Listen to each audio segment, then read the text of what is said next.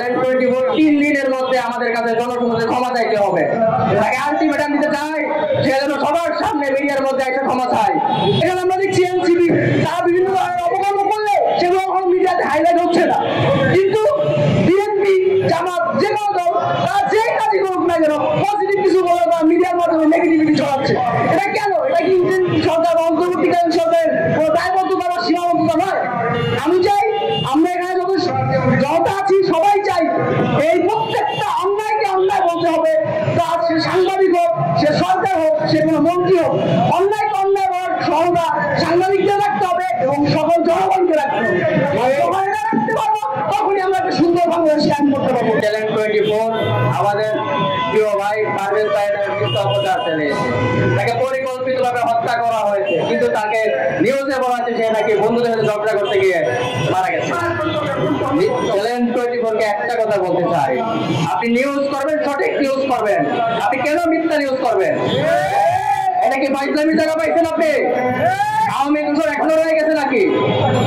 তারপর প্রত্যেকটা নিউজে বলে সে ছাত্রদল কর্মী। কেন ভাই? সে ছাত্রদল কর্মী হওয়ার আগে একজন সাধারণ শিক্ষার্থী, ছাত্রদল কর্মী, সে একজন সাধারণ শিক্ষার্থী হিসেবে তাকে সম্বোধন করে। কেন ছাত্রদল কর্মী করবেন? এটা কি রাজনীতি কিছু? তাকে পরিকল্পিত হত্যা করার পর তাকে বলা হচ্ছে সে নাকি ছাত্রদল কর্মী, সে তো শিক্ষার্থী। তারপর তাকে যে হত্যা করেছে যে এনসিপির এই বৈষম্য বিরোধী ছাত্র আন্দোলনের এই সদস্যরা, কি শাস্তি নেওয়া হয়েছে তার বিরুদ্ধে? তাদের বিরুদ্ধে কি শাস্তি হয়েছে? আজকে একটা ছাত্রদল কর্মী কাউকে মার্ডার করতো, তাহলে বুঝতে পারছেন কি মিডিয়া কি করে আমাদের।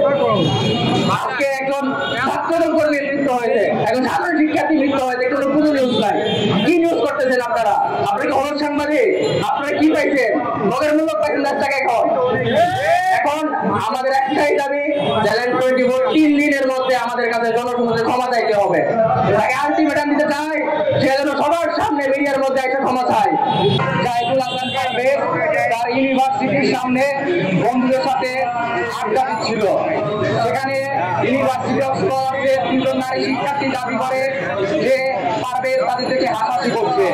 আপনারা জানেন পারভেজ প্রাণবন্ত একটি ছেলে ছিল, হাসা মানুষের একটি অধিকার, কিন্তু সেই নারী শিক্ষার্থী পরবর্তীতে বিশ্ববিদ্যালয়ের প্রক্টরের মাধ্যমে বিষয়টি মীমাংসিত হওয়ার পরেও তারা বৈষম্য বিরোধী ছাত্র আন্দোলনের সন্ত্রাসী বনানী থানার যুগ্ম আহ্বায়ক সোবান নিয়াজ তুষার এবং যুগ্ম সদস্য সচিব হৃদয় মিয়াজি, তিনি ছাত্রলীগের পোস্টের প্রাপ্ত নেতা ছিলেন, তাকে বৈষম্য বিরোধী ছাত্র আন্দোলনে কিভাবে প্রশ্রয় দেওয়া হলো, পোস্ট দেওয়া হলো, আমি দাবি রেখে যাচ্ছি।